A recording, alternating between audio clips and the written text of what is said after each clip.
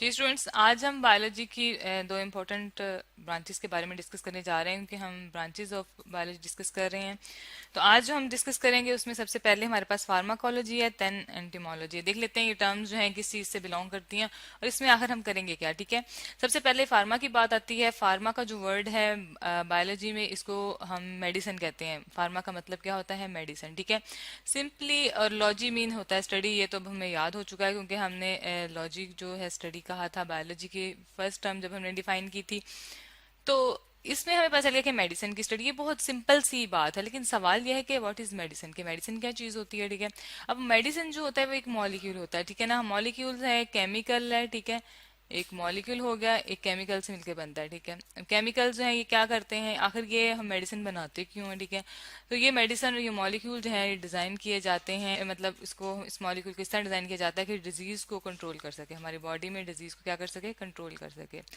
तो ये वो मॉलिक्यूल हैं जो डिजीज को कंट्रोल करते हैं, मीन उसको, इफेक्ट को खत्म करते हैं। ठीक है, अब हम इस इतनी बड़ी ब्रांच जो हमने अलग से बना ली, इसमें हम करेंगे क्या। ठीक है, तो हम देखेंगे कि मेडिसिन जो है जब हम डिजाइन करते हैं उस वो किस डिजीज के लिए डिजाइन हो रही है। ठीक है, पहले हम ये चेक कर लेंगे। ठीक है, कि किस डिजीज के लिए है, उसके अंदर ये स्टडी करते वक्त हम ध्यान रखेंगे। उसके अलावा ये कि उसके साइड इफेक्ट्स चेक करेंगे, क्योंकि जितनी भी मेडिसिन होती हैं उनके साइड इफेक्ट्स होते हैं, उनके उससे और भी बहुत से प्रॉब्लम्स हो जाते हैं हमारी बॉडी में। ठीक है, जिस तरह पेन किलर है, ये बहुत इंपॉर्टेंट मेडिसिन है जो हम आम यूज करते हैं, लेकिन इसका साइड इफेक्ट ये होता है कि पेन की सेंसेशन को जो है कम कर देती है। ठीक है, इससे जो है पेन तो वैसे खत्म हो जाती है, लेकिन इसके साइड इफेक्ट्स बहुत ज्यादा होते हैं। तो ये जो सारी स्टडी है हम करेंगे फार्माकोलॉजी में, कि किस तरह मेडिसिन जो है वो डिजाइन की जाती हैं, उनका साइज कैसा होगा, उसकी कितनी डोज होगी। ये देखिए हमने डायग्राम में देखा है। ठीक है, तो ये सारी मेडिसिन जो है डिफरेंट साइज की हैं हमारे पास। ठीक है, ये सारी मेडिसिन है हमारे पास, कैप्सूल वगैरह हैं और टेबलेट्स हैं। ठीक है,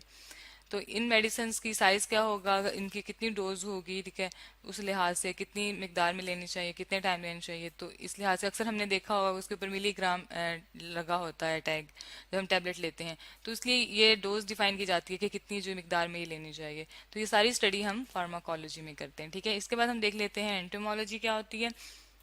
जी, अब हम देख लेते हैं एंटोमोलॉजी को। एंटो का जो वर्ड है वो एंटोमो का मतलब होता है सेगमेंट्स। ठीक है, तो इसमें हम उन एनिमल्स को स्टडी करते हैं जिनकी बॉडी पे सेगमेंट्स होते हैं। ठीक है, जोरदार जानवर भी आप कह सकते हैं इनको।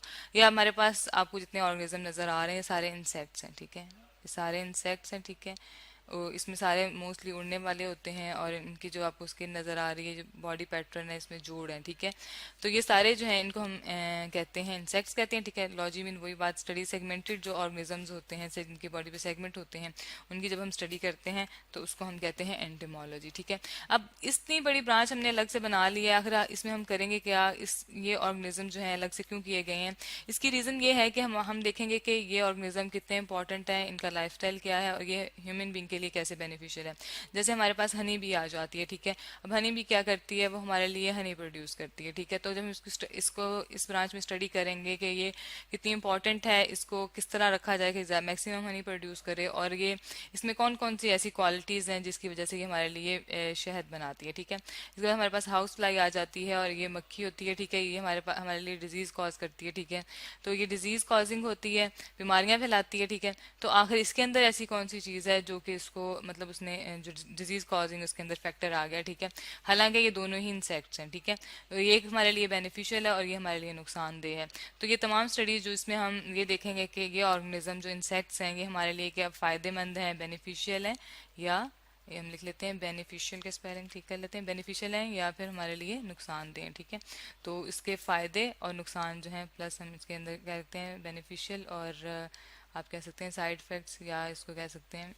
जी, तो बेनिफिशियल और नेगेटिव इम्पैक्ट्स हैं वो हम स्टडी करते हैं, जो कि इंसेक्ट्स के जो है हमारी लाइफ पे या बाकी ऑर्गेनिज्म पे होते हैं। ठीक है, तो आज हमने देखा एंटोमोलॉजी को जो कि इंसेक्ट्स की स्टडी है। ठीक है, इसके बाद हमने फार्माकोलॉजी को भी देखा है, साथ साथ मेडिसिन की स्टडी है जिसमें हम मेडिसिन की डोज डिफाइन करते हैं, कैसे डिजाइन की जाती है, और किस बीमारी के लिए कौन सी मेडिसिन जरूरी है।